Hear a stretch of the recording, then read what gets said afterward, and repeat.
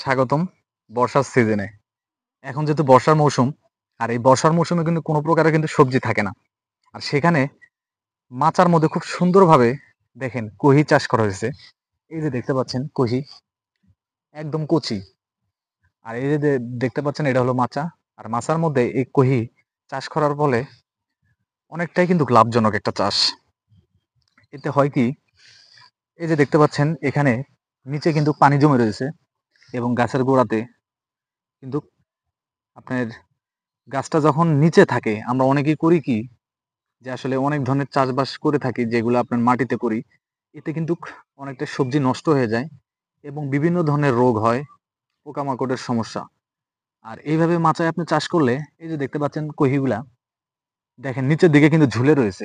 এতে কিন্তু সাইজটা আপনার খুব সুন্দরভাবে হচ্ছে এবং এবং পোকামাকড়ের আক্রমণ থেকেও কিন্তু বেঁচে যাচ্ছে। রোগবালাইটাও কম হয়।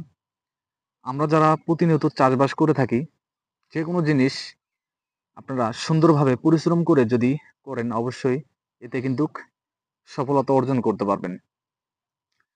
যারা কৃষিতে ভালোবাসেন কৃষিকাজকে অবশ্যই এই ধরনের স্মার্ট পদ্ধতিতে টেকনিকগুলোকে কাজে লাগিয়ে আপনারা সফল একটা উদ্যোক্তা হতে পারবেন। সকলে ভালো থাকবেন, সুস্থ থাকবেন। নতুন নতুন ভিডিও পাওয়ার জন্য সঙ্গেই থাকবেন।